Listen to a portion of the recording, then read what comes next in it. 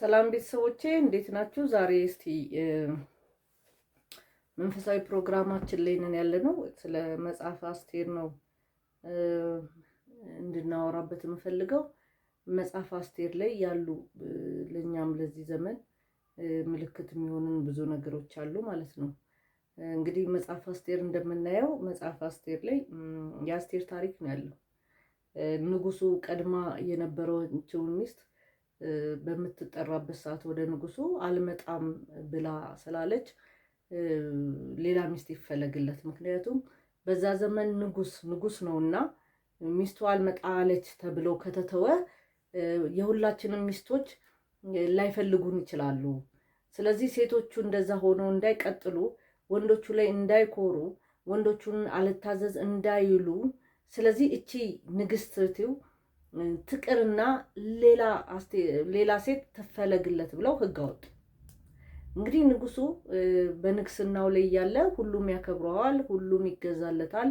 አገረ ገዢ ነው ማለት ነው። አገረ ገዢ ሆኖ ሳለ ሚስቱ ግን ያልተገባ ነገር አደረገች ማለት ነው። አንዳንድ ጊዜ በህይወታችን እግዚአብሔር የሰጠንን እድል አሳልፈን ለሰዎች እንሰጣለን ማለት ነው። ልክ እንደ ንጉሱ ሚስት ማለት ነው። ስለዚህ ከጓደኞቿ ጋር እያወራች እያለ ንጉሱ በሚጠራ ሰዓት አልሄድም አለች ማለት ነው። ስለዚህ አልሄድም አለች። ይህን ነገር ዝም ብለህ ካለፍከው አሉት ጓደኞቹ፣ ያው በእሱ እኩል ያሉት፣ ይህን ነገር ዝም ብለህ ካለፍከው የእኛም ሚስቶች ነገ ላይገዙልን ነው፣ የእኛም ሚስቶች ነገ እንደዚህ ሊያደርጉ ነው። ስለዚህ እቺ ሴት ትቅርብህና ሌላ ልጃገረድ ተፈልጎ አግባ የሚል ህግ ወጣ ማለት ነው። ስለዚህ እሱም ተቀበለ። ስለዚህ በየሀገሩ እየተዞሩ እነዚህ ለወንድ ያልታጩ ንጹህ የሆኑ ሴቶች ተፈለጉ ማለት ነው። ከዛ መሀል አስቴር የምትባል የመርዶኪዮስ ዘመድ ደግሞ አለች። ያው ከባቢሎን ነው ተማርከው የመጡት፣ ምርኮኛ ናቸው። አገራቸው አይደለም፣ የተመቸ ነገር የለም ማለት ነው። እነሱ ግን እግዚአብሔርን የሚያመልኩ ናቸው ማለት ነው። ስለዚህ እችኛዋ ህፃን ናት፣ ያው ለጋብቻ ብትደርስም ሰራተኛ ናት ማለት ነው። መርዶኪዮስ ደግሞ በንጉሱ በር ላይ ቁጭ ብሎ የንጉሱ እንግዲህ ባለሟል ልበለው በር ላይ ብቻ ንጉሱ ሲወጣና ሲገባ የሚጠብቁት ሰዎች ናቸው ማለት ነው።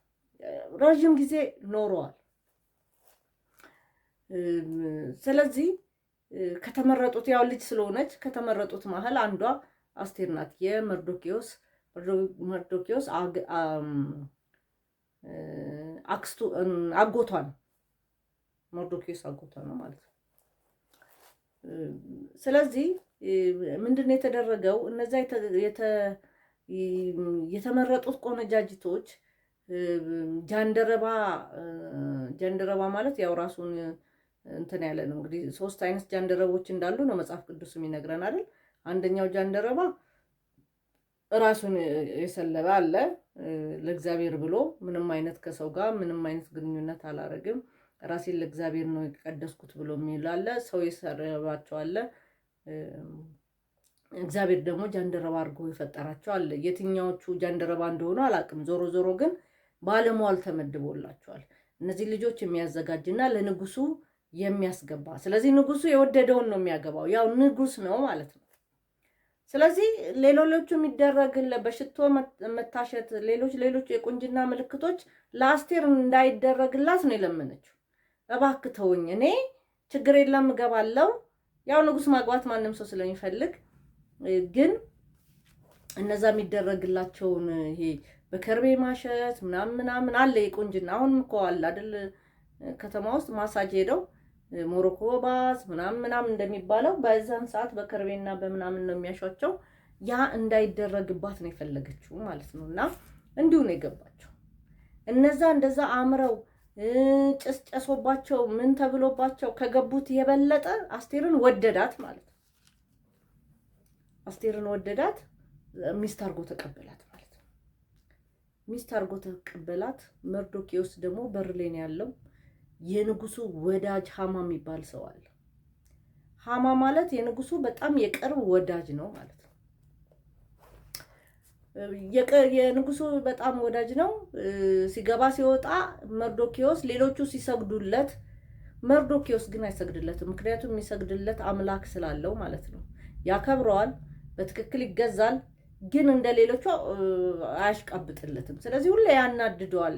ሲያየው በቃ በር ላይ ተቀምጦ ሰላሜን ከሚነሳኝ ደስታዬን ንጉሱ ጋር ስመጣ ደስ ቢለኝም በጣም ደስታዬን ከሚነጥቀኝ ሰው አንዱ ይሄ ነው ብሎ ነው የሚያስበው ማለት ነው። ስለዚህ አሰበና ብቻውን ቢገለው ጥቅም የለውም፣ ዘሮችን ለማጥፋት ነው ያሰበው ማለት ነው። ሁልጊዜ ንጉሱ ጋር ሲገባ ቁጭ ብሎ ያዋል፣ አይሰግድለትም፣ እንደሌሎቹ አይሽቃብጥለትም። ስለዚህ እኔ የንጉስ ጓደኛ ነኝ፣ የንጉሱ ተከታይ ነኝ፣ ሌሎቹ ለኔ እንደዚህ ሲሆኑ እሱ ግን ለኔ እንደዚህ አይሆንም ብሎ ሁልጊዜ ይቆጣል። ስለዚህ ምንድነው ያደረገው? መስቀል አዘጋጀ ማለት ነው።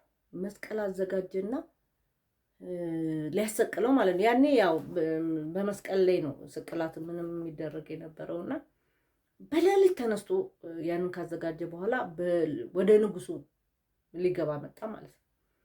ሌሊት ላይ ደግሞ ንጉሱ እንቅልፍ እምቢ አለውና እስቲ መጽሐፍ አምጥታችሁ አንብቡልኛል። ከሱ በፊት የነበረውን ንጉስ ይሁን ይሄኛውን ንጉስ ይሁን አላቅም፣ ብቻ ንጉሱን ሊገሉት ሲሉ መርዶኪዮስ ውጪ በር ላይ ከመርዶኪዮስ ጋር በንጉሱ በር ላይ የሚቀመጡ ሰዎች ሲማከሩና ንጉሱን ለመግደል ሲያሰሩ በፈንቅለ መንግስት ሊያረጉ ሲሉ ሰምቶ አድኖታል ንጉሱ። ስለዚህ አጋጣሚ ያንን ክፍል አነበቡለት ማለት ነው። ታዲያ ለዚህ ሰውዬ ምን ተደርጎለታል ሲል ምንም አልተደረገለትም ይላል።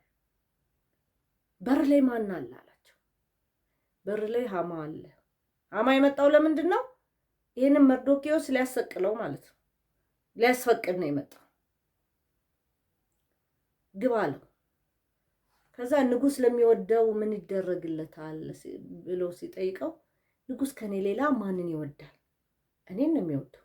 ስለዚህ ይሄ ነገር ለኔ ነው ማለት ነው። ስለዚህ ምን አለ? ንጉስ በሚቀመጠው ዙፋን ላይ ፈረስ ላይ ይቀመጥ፣ የንጉሱ ካባ ይልበስ፣ በከተማ ንጉስ ለሚወደው እንዲህ ይደረግለታል ብሎ ጥሩምባ እየተነፋ ይሄዳል። ይሄ ማለት እንግዲህ እኔ እዚህ ላይ የተረዳሁት ይሄ ሃማ ለንጉሱ ራሱ ተቀናቃኝ ነው። ምክንያቱም ምንድነው ንጉስ የሚወደው እኔን ነው ስላለ የንጉሱን ፈረስ፣ የንጉሱን ካባ፣ የንጉሱን ኤቭሪቲንግ እየተመኘው ነው። ስለዚህ ይሄ ሰውዬ አይደለም ለመርዶኪዮስ ለንጉሱ ራሱ ጓደኛ መሆንም ይችላል አይደለም ማለት ነው። ከዛ ምንድነው ያለው? ልክ እንደዚሁ አሁን እንዳልከው እዛ በር ላይ ለተቀመጠው ለመርዶኪዮስ አድርግለታለሁ፣ ምንም እንዳይጓደላል። እዛ ወጣና ብሎ ፈረስ ላይ ጫነው፣ የንጉሱን ካፖርት አለበሰውና እየነፋ ንጉስ ለሚወደው እንዲደረግለታል እያለ ከተማ ለከተማ ዙሮ አምጥቶ እዛ ቦታ ሲያስቀምጥ፣ አንዳንድ ጊዜ ሰዎች ከፍ ስንል በቃ እንነፋለን፣ በጣም ዝቅ ምንል አይመስለንም። ይሄ ግን መርዶኪዮስ የተባለው ተምሳሌት ነው። እንደዛ የተደረገለት ህዝቡ ቆሞ ሲሰማ የነበረ ንጉስ ለሚወደው እንዲደረግለታል ስለሚወደው ንጉሱ ይሄን አደረገለት በተባለበት ሲመለስ ግን እዛው ቦታው ላይ ነው ቁጭ ያለው። ምክንያቱም ያለ እግዚአብሔር ፍቃድ አይንቀሳቀስም ማለት ነው።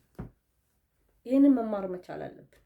የሆነ ቦታ ሲሰጠን የምንወርድ የማይመስለን ሰው፣ የሆነ ቦታ ሲሰጠን በቃ እዛው ተሰቅለን የሚመስለን ሰው፣ መኪና ላይ ስንወጣ በመኪና መውረድ እንዳለ የማናስብ ሰው፣ ሀብት ሲኖረን ድሃ ማንመስል ሰው፣ ድሃን የምንሳደብ ሰው፣ ትላንትና ማንነታችንን የምንረሳ ሰዎች ከመርዶኪዮስ መማር መቻል አለብን።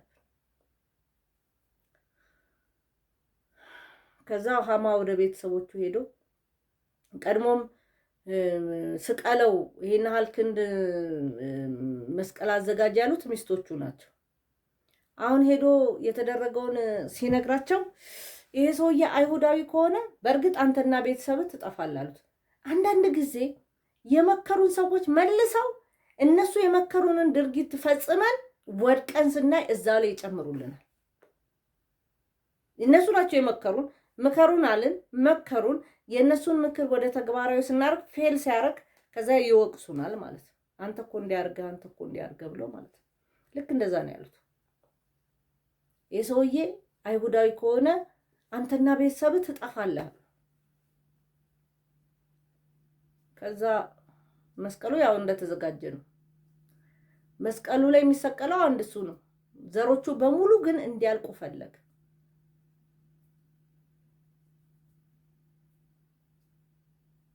ስለዚህ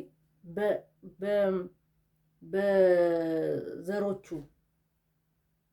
ለምሳሌ ከሆነ አካባቢ ቢሆን የመጣ ነው፣ እዚህ ጋር ከሆነ ያጠፋ ነው። እኛም ብቻ ሳይሆን እዛ አካባቢ ሄዶ ቤተሰብን እንደማጥፋት ቁጠሩት። ህግ አወጡበት፣ ህግ አስወጣ። ህግ አስወጥቶ በዛ አካባቢ ያለውን የሱን ዘር በሙሉ እንዲገደሉ ማለት ነው። ከዛ ይነስ ሲሰማው መርዶክዮስ ያው ያጎቷ የሆናት ልጅ የንጉሱ ሚስት ናት። ለሷ መልእክት ላክ፣ ግቢና ንገሪው የላከው መልእክት አለ ማለት ንጉሱ ሳያቅ ያኛው አሳምኖት ማለት ነው። ስለዚህ ሊቀለበስ የሚችለው በራሱ በንጉሱ ፊርማ ነው ሲላት፣ እንዴ ንጉሱ እኮ ሳይጠራ መግባት አንችልም። ሳይጠራ ልክ እንዳሆኑ ባልና ሚስት አይደለ? ያው ባልና ሚስት አብሮ ነው መሰለኝ የሚተኙት። ድሮ ግን እንደዛ አይደለም። አይ ቲንክ የኛም ነገስታቶች እንደዛ አይደሉም። ለምሳሌ አዲስ አበባ ዩኒቨርሲቲ ያለውን ሙዚየም ስንሄድ የኃይለ ሥላሴ መኝታ ቤት ይሄ ነው። የቴጌቱ ቴጌ ጣይቱ ናት።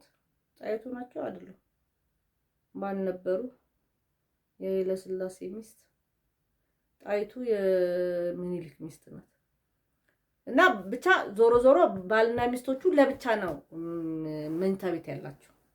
ስለዚህ በፊትም እንግዲህ የነ አስቴርም ከንጉሱ ጋር ያው ዝምላ ዘውዘው አትልም መሰለኝ ሚስት ነኝ ብላ ንጉስ ሳይጠራኝ መግባት አልችልም፣ ንጉስ ሳይጠራኝ በገባው ጊዜ ሞትን ሞታለሁ ስትል ምንድን ነው ያለው? ስሚ አላት መርዶክዮስ፣ አንቺ በንጉስ ቤት ዛሬ ላይ ለዛሬ ሊሆን ይችላል ያዘጋጀሽ እግዚአብሔር፣ እኔ እድናለሁ። እኔ በንጉስ ቤት አንቺን እግዚአብሔር አንቺን በንጉስ ቤት እንድትኖር የንጉስ ሚስት ያደረገሽ ለዚህ ዘሮቼ እንዳይጠፉ ለማዳን ሊሆን ይችላል። አንቺ በንጉስ ቤት ስላለሽ እኔ ድናለሁ ብለሽ ለሚጠፉት ወገኖች ካላሰብሽ ለአይሁድ ይላል ያ ዘሮቹ ማለት ነው፣ ለአይሁድ መዳን ከሌላ ቦታ ይመጣል፣ አንቺና ቤተሰቦች ግን ትጠፊያለሽ። ከዛ ወዲያው ምንድን ያለችው? በቃ ሁሉም ሰው ይጹም ለ3 ቀን፣ ከዛ እገባለሁ ወደ ንጉሱ፣ አሳልጠራሽ ነው የመጣሽው ብሎ ቢገለኝም ይግደለኝ አለችው ማለት ነው። ከዛ 3 ቀን ሁሉም ጾሙ፣ ህፃናቱ፣ ከብቱ፣ ምንም ሳይበላ 3 ቀን።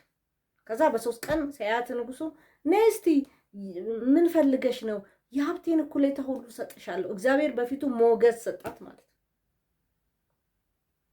ዛሬ ሞገስ እንዲሰጠን መጸለይ ነው እንጂ ያለብን ተኳኩለን ምናምን ብለን ምናምን በአንደበት ርቱዕ ለመሆን መሞከር ምንም ጥቅም የለው። ከዛ አንተና ሃማ እባክህ ግብዣ ላድርግና ኑ ቤት አለችው ማለት ነው። ከዛ ተጠሩ። በጣም ደስ አለው ንጉሱ እንትን ሃማ፣ ያው ንጉሱ የትም ይዞት ስለሚሄድ ማለት ነው።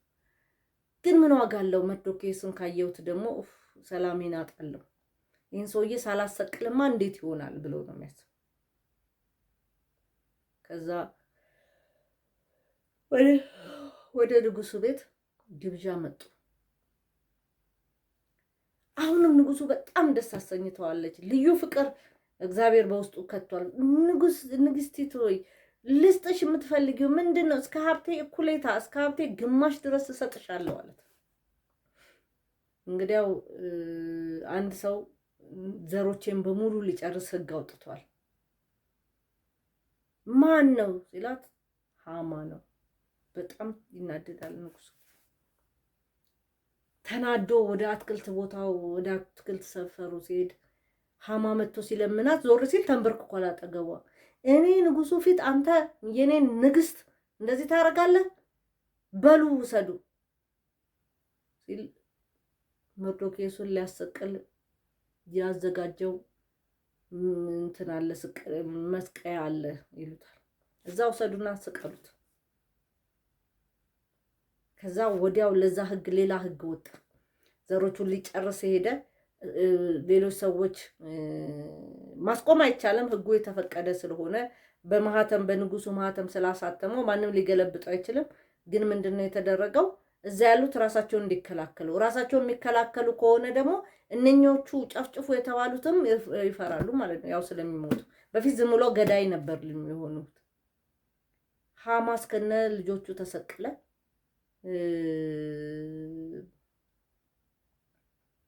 መርዶክዮስም እስከነ ዞሮቹ ተረፈ። ንግስቲቱም ያው እግዚአብሔር ባዘጋጃ ሰዓት ለእግዚአብሔር ህዝቦች በረከት ሆነች ማለት ነው። እና የአስቴር ታሪክ ደስ ይለኛል።